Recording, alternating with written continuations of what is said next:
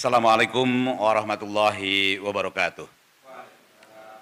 Alhamdulillahirabbil alamin wassalatu wassalamu ala asrofil anbiya'i wal mursalin sayyidina wa maulana Muhammadin wa ala alihi washabbihi ajmain. Saya lupa tadi dengan panggilan sebutan yang biasa. Om Swastiastu, Namo Buddhaya, salam kebajikan, salve salam. Mengawali segala sesuatunya tentu meniscayakan pada kita semua selaku insan yang beriman untuk senantiasa memanjatkan puji dan syukur kehadirat Ilahi Robbi, Ilahi Robbuna yang pada hari ini telah memperkenankan kita semua dapat bersilaturahmi bermuajahah dalam kerangka mengapresiasi sebuah kegiatan yang syarat makna berkaitan dengan keinginan besar kita untuk meningkatkan layanan pendidikan kita dengan profesi sebagai guru yang pada hari ini kita menghadiri sebuah acara dengan tajuk Shortcourse peningkatan kapasitas dosen pemula, peningkatan kompetensi dosen pemula. Selanjutnya salawat dan salam semoga senantiasa tercurah limpahkan pada junjungan kita Nabi besar Muhammad SAW, para keluarganya, para tabi'in dengan doa dan harapan semoga kita senantiasa istiqomah megang ajarannya hingga kelak di yaumil jaza, di yaumil qiyamah kita memperoleh syafaat darinya. Yang kita muliakan bersama Pak Kaban, the head of body, Kabalitbang, sahabat saya Pak Propamin Suyitno, kemudian Pak Dirjen Buddha, Bapak Dr. Supriyadi, beliau adalah sahabat saya yang insya Allah selalu mendoakan saya dan mudah-mudahan beliau memperoleh taufik dan hidayah agar kemudian doanya sampai ke langit. Sama-sama mendoakan lah Pak dengan caranya masing-masing. Dan Pak Inung, Pak Rektor, Pak Wakil Rektor, Ibu dan Bapak yang berbahagia, khususnya peserta dan sahabat saya Pak Dr. Mas Duki selaku Kepala Pusat Pelatihan Pusdiklat Teknis, oke lah. Itu sebutannya, tapi saya tidak pernah mengingat jabatannya karena buat saya, siapapun dia tetap sahabat saya dan dalam posisi apapun. Yang berbahagia para peserta, dan saya ingin menyapa sahabat kita dari mulai Aceh sampai dengan Makassar. Terima kasih atas kehadirannya. Dan saya ingin menyampaikan bahwa sedianya pada hari ini Gus Menteri akan hadir bersama kita, tetapi karena ada sesuatu dan lain hal, maka beliau menitipkan salam buat Ibu dan Bapak, dan beliau hanya menitipkan salam, tidak menitipkan teks. Artinya saya tidak punya kewajiban untuk membacakan teks. Ibu dan Bapak, kalau kita coba cermati apa yang disampaikan oleh Pak Rektor, Pak Direktur, Pak Kaban, sesungguhnya ada sesuatu hal yang perlu kita tajamkan pada diri kita. Kalaulah kita bicara tentang institusi kita, perguruan tinggi, maka pengokohan dari perguruan tinggi itu berada pada 3 pilar utama. Ada yang disebut dengan struktur, kultur, dan resources. Semuanya harus dijaga sedemikian rupa agar kemudian penyelenggaraan Tridharma perguruan tinggi sebagai mandatori dari pelaksanaan perguruan tinggi itu dapat dijalankan dengan baik. Ibu dan Bapak, saya tidak akan mengupas segalanya dalam waktu yang terbatas ini, tetapi saya ingin memberikan aksentuasi terhadap ruang culture atau kultur. Ibu dan Bapak, di Kementerian Agama itu ada budaya kerja yang pada prinsipnya harus menjadi pegangan seluruh insan-insan yang berkhidmat dan bekerja di Kementerian Agama. Jadi yang pertama Ibu dan Bapak, dan ini adalah panduan bagi kita untuk melaksanakan tugas. Kalau tadi Pak Yitno menyampaikan tentang hal-hal yang berkaitan dengan bagaimana kita secara profesional termasuk Prof. Inung, saya hanya ingin menyoroti bahwa apa yang tengah kita bangun bersama, paling tidak dia harus memiliki nilai. Nilai yang pertama itu adalah integritas. Integritas itu Ibu dan Bapak adalah sebuah sikap-sikap yang selaras dengan norma kehidupan. Norma ini bisa norma agama, bisa norma peraturan atau budaya setempat. Dan boleh kita terjemahkan bahwa misalnya ini, bahwa integritas itu adalah bagaimana kita menghormati waktu, menghormati orang lain. Sedianya acara ini dilaksanakan jam 4 di downtown table-nya, tapi ternyata mundur sampai jam 5 karena menunggu seseorang. Dan itu tidak baik gitu ya. Dan itu boleh kita sebut bahwa orang ini perlu dipertanyakan integritasnya kurang lebih. Saya tidak menyebut Dirjen Buddha. Beliau terlambat karena sengaja untuk menemani. Itu kan solidaritas. Ibu dan Bapak, integritas itu kata berikutnya adalah bagaimana kita secara jujur atau hidup kita itu perlu jujur. Kalau saya sebut ada satu panggilan dari Prof. Yitno itu Prof. Amin gitu ya. Jadi Ibu dan Bapak, saya ingin memberikan sedikit titik tekan di kejujuran. Ibu dan Bapak, kejujuran itu muara dari sebuah kejujuran adalah kepercayaan. Ibu dan Bapak, kalau kita telusuri hidup kita sesungguhnya hanya bisa hidup dan bisa seperti ini, seperti Ibu dan Bapak, seperti saya sekarang, dasarnya hanya satu, karena kepercayaan. Ibu dan Bapak, waktu Madrasah Ibtidaiyah, kita naik kelas dari kelas 1 ke kelas 2, itu karena diberikan kepercayaan oleh guru kita, bahwa dia mampu untuk belajar di kelas 2 Madrasah Ibtidaiyah. Kita mampu lulus dari Madrasah Ibtidaiyah menuju ke Madrasah Tsanawiyah, karena kepala sekolah percaya dengan kita. Semuanya Ibu dan Bapak kalau kita telusuri, hari ini Prof. Yitno bisa datang sore-sore ke tempat ini karena dia dipercaya sama istrinya. Udah, ya. Artinya bahwa Ibu dan Bapak, kepercayaan itu adalah pangkal dari segalanya. Karena dan awalnya adalah kejujuran. Ibu dan Bapak, ekspresi dari kejujuran itu banyak. Ibu dan Bapak hari ini akan melakukan sebuah peningkatan kompetensi dengan tugas-tugas. Mari kita jujur Ibu dan Bapak, sebab tugas kita itu adalah bahan evaluasi. Ketika tidak memahami, sampaikan dengan baik, jangan kemudian melakukan ikhtiar-ikhtiar dengan cara yang tidak jujur. Sebab kalau ketahuan, maka Ibu dan Bapak kepercayaannya akan menurun, dan ketika kepercayaan menurun, Ibu dan Bapak jangan sampai ketemu kita dengan satu istilah yang disebut sekali lancung ke ujian seumur hidup tidak bisa dipercaya. Ibu dan Bapak, termasuk di dalamnya yang namanya integritas adalah penghormatan terhadap waktu. Ibu dan Bapak, waktu itu adalah sumber daya yang tidak bisa ditata kelola karena dia selalu bergeser, beda dengan uang, beda dengan yang lain. Beda dengan kesehatan bisa ditata dan lain sebagainya. Waktu itu meluncur begitu deras sehingga Ibu dan Bapak, cara berpikir orang yang memiliki integritas tidak pernah bicara tentang manajemen waktu, sebab waktu tidak bisa dimanage.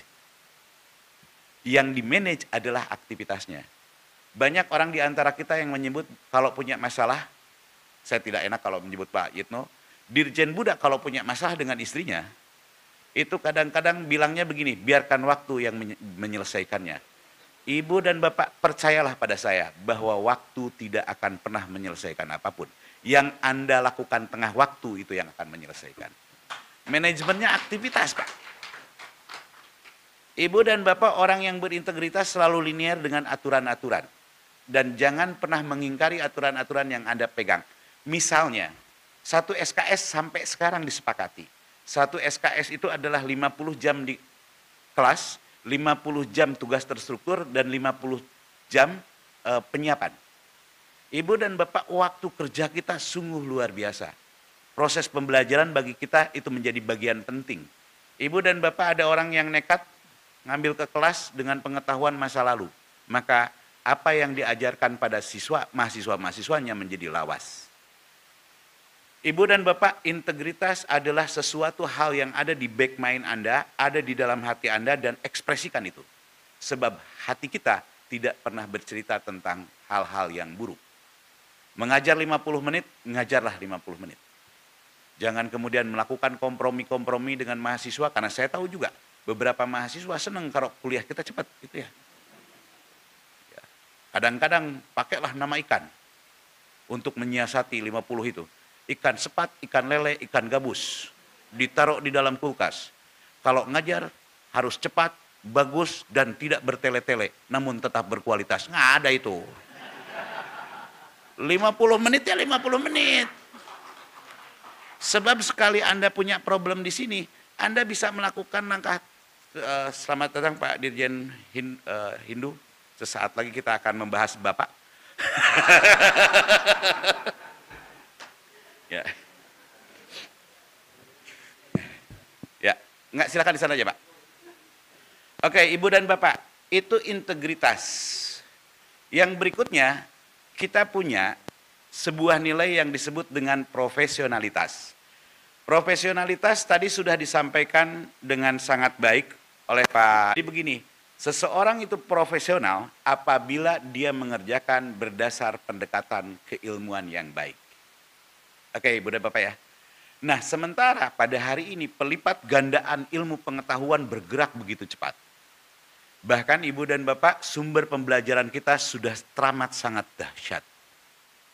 Maka Ibu dan Bapak, kata kunci untuk menjadi seorang yang profesional itu adalah dia selalu mengambil kebaruan-kebaruan dari dunia ini. Sebab apa yang mapan pada masa lalu belum tentu pada hari ini digunakan. Contoh yang paling ringan Ibu dan Bapak ketika kita belajar ilmu tata surya. Di tata surya, di Bima Sakti kita ada 9 planet atau 7 planet. Tergantung, kalau orang NU nyebutnya 9 planet. Dan kita sebut bahwa planet yang paling buncit itu adalah Pluto. Terima kasih, itu masa lalu. Sekarang Pluto sudah berganti status dari planet menjadi satelit. Jumlahnya berapa? Tetap sama.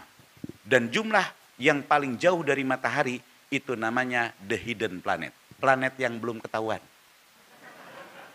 Anda boleh ketawa, tetapi ilmu menyebut seperti itu. Dulu kita menyebut bahwa unsur terkecil dari sebuah zat itu namanya atom. Hari ini Ibu dan Bapak ada quark top, quark down, dan lain sebagainya.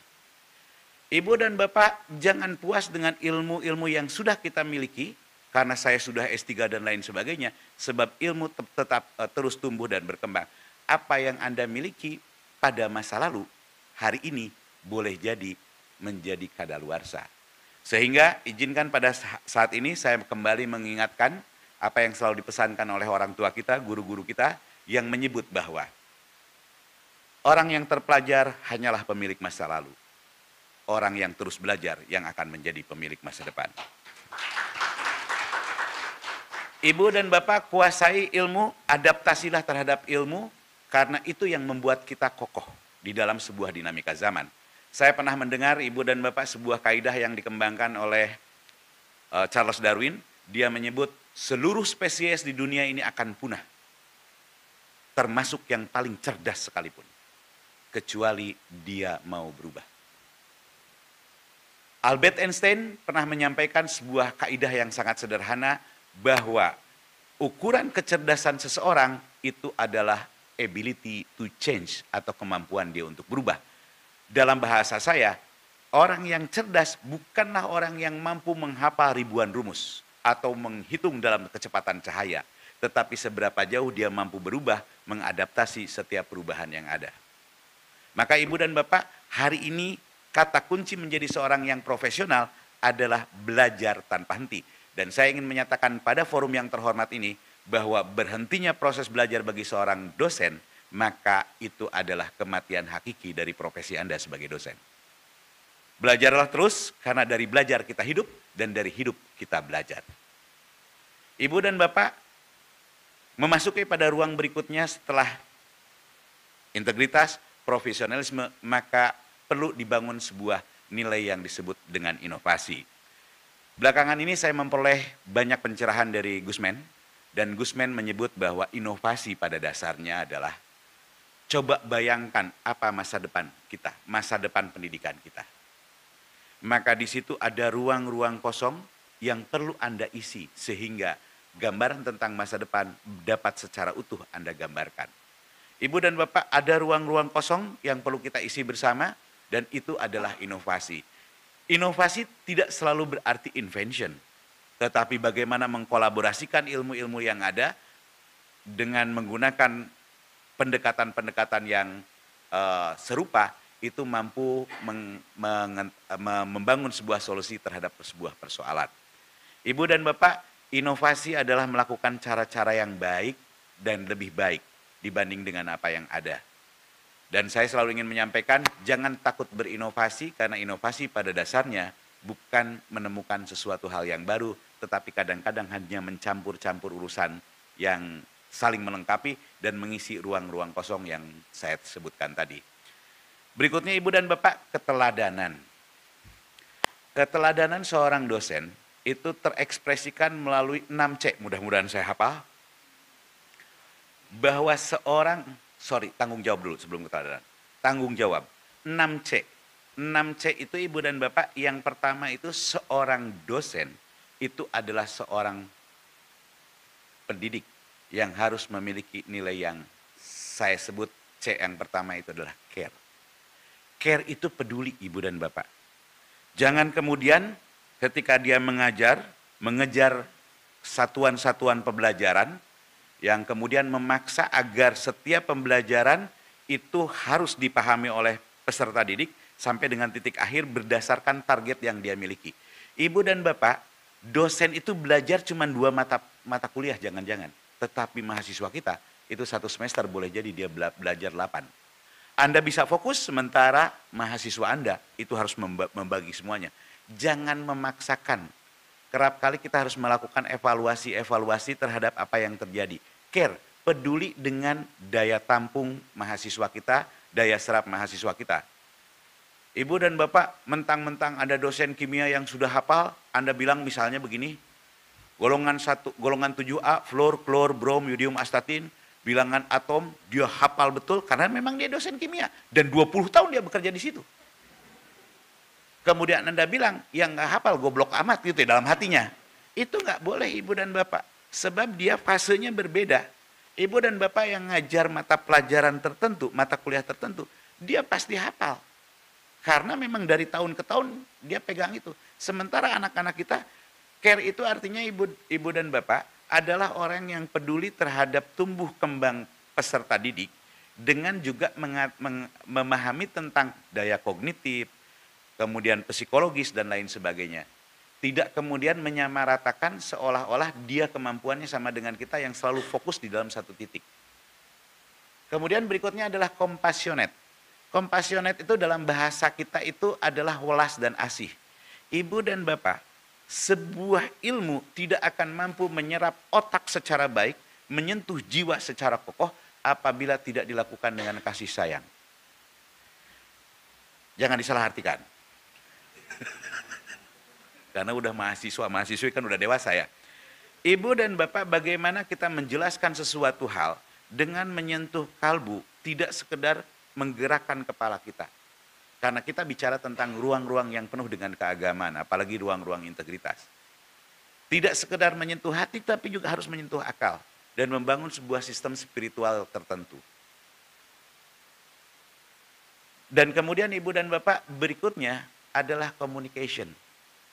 Cek berikutnya, cek ketiga. Communication itu Ibu dan Bapak, pada dasarnya adalah menyampaikan sebuah gagasan, apa yang berada di kepala seorang dosen tepat seperti yang diterima oleh mahasiswa kita. Satu saat Ibu dan Bapak, Anda pengen gaya komunikasi di sebuah mata pelajaran misalnya fikih. Karena Anda memiliki pengetahuan bahasa Jepang yang bagus, maka Anda ngajarkan pakai bahasa Jepang. Ibu dan Bapak, pada ruang tertentu terkomunikasikan, ya, tetapi sampai tidak. Atau boleh jadi, yang saya tahu itu Pak Inung itu belagu dalam bahasa Inggris. Bisa dikit dia ngomong. Dia mengajarkan ke mahasiswa-mahasiswanya pakai bahasa Inggris. Dapat diterima? Iya, cuma 20%. Pahamilah frekuensi karena pada dasarnya komunikasi itu adalah menyamakan frekuensi untuk menyamakan bahasa, menyamakan diksi, dan tolong Ibu dan Bapak jangan pernah keluar diksi-diksi kotor dari seorang guru.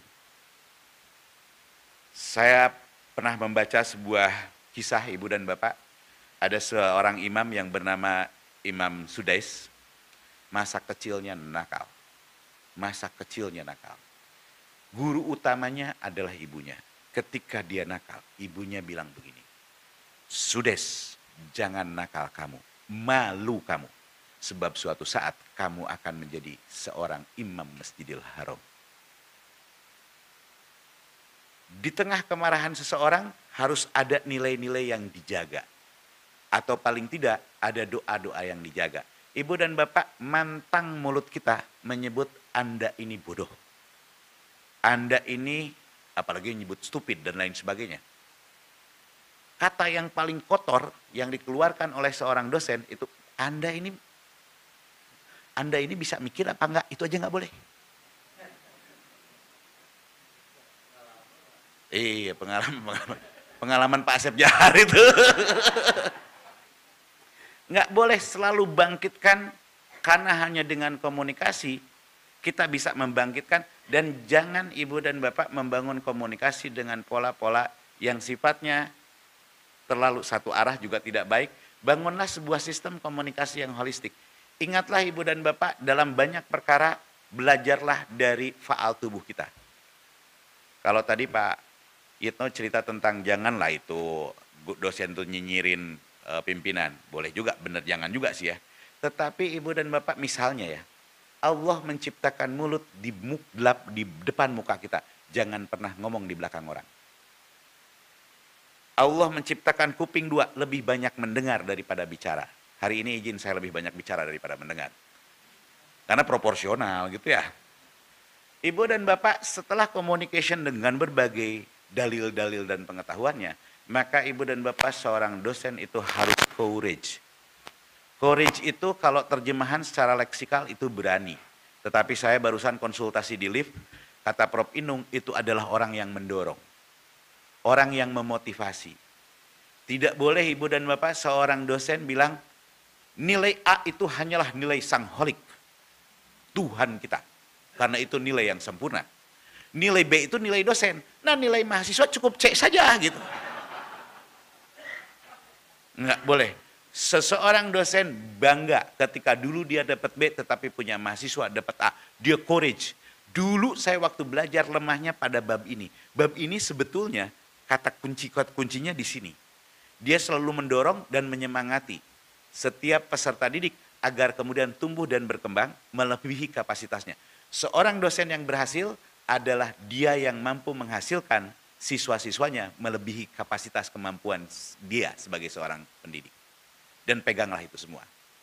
Ibu dan bapak, yang berikutnya adalah collaboration. Ibu dan bapak, dengan pengetahuan yang sedemikian banyak, hari ini tidak ada Superman ibu dan bapak. Yang ada adalah super team. Ibu dan bapak, dosen dengan sama-sama mengampu dosen tertentu harus bertukar pikiran dan melakukan sebuah kolaborasi keilmuan. Yang repot ibu dan bapak, jangankan kolaborasi keilmuan, tukeran PPT aja kagak mau. Cius itu, kalau ditanya mie apa, mie ayam. Ibu dan bapak, saya diingatkan oleh Gusmen, apa itu tim? Tim itu adalah kependekan dari TEAM. Itu kependekan dari Together Everyone Achieve More. Tepuk tangan dulu dong. Ngapalin bahasa Inggris itu susah loh.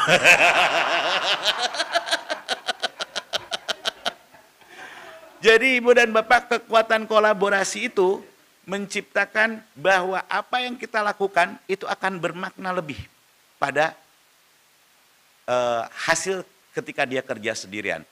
Jadi boleh saya ulang, care, compassionate, communication, courage, collaboration, kompeten. Nah, benar. Tepuk tangan buat Pak Inung, alhamdulillah. Saya kira Pak Inung itu mahasiswa yang baik.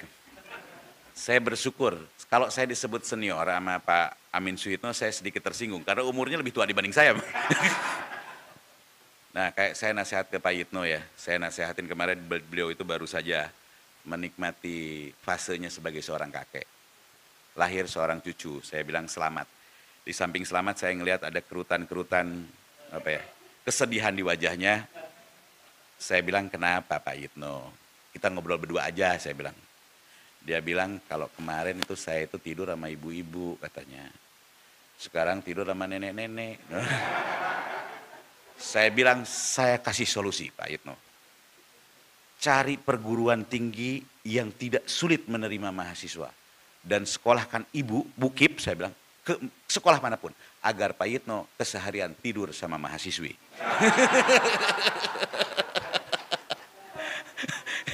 Ibu dan bapak, jadi kalau ada ibu-ibu yang dipaksa kuliah sama suaminya, paham lah. Itu suaminya pengen tidur sama mahasiswi, gitu aja.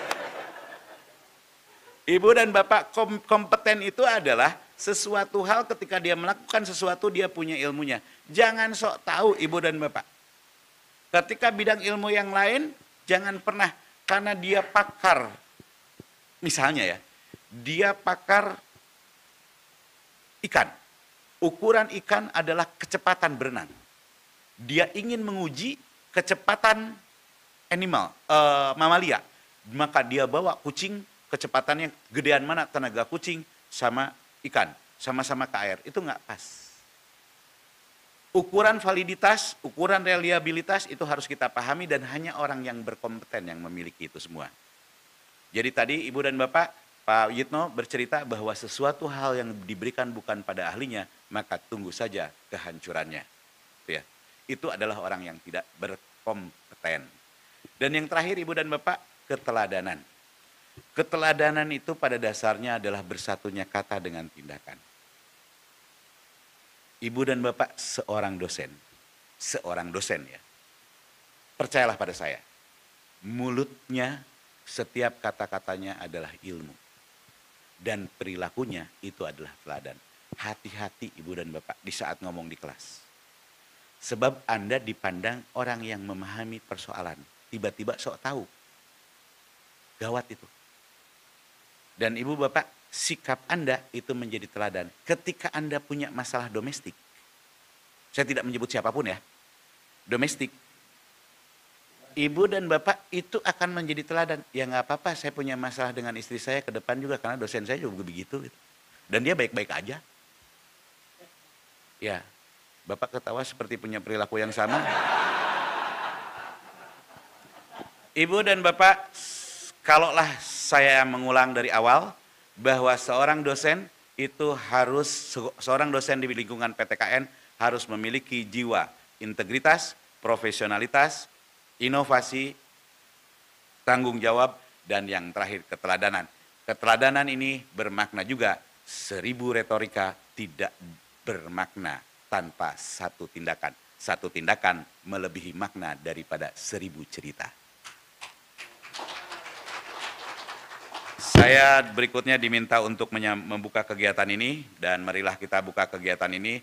Mohon izin Dirjen Hindu, Dirjen Buddha, saya akan membuka dengan cara Muslim dan buat agama lain agar menyesuaikan. Mari kita buka bersama kegiatan ini dengan pembacaan Ummul Quran, dengan doa dan harapan melalui rahasia kekuatan mukjizat dari Ummul Quran. Kegiatan kita dapat berjalan dengan baik dan mudah-mudahan seluruh peserta shortcourse ini dapat lulus dan memperoleh serdos. Amin. Ala hadihin ya wala kulli niyatin sholihah. Al-Fatihah.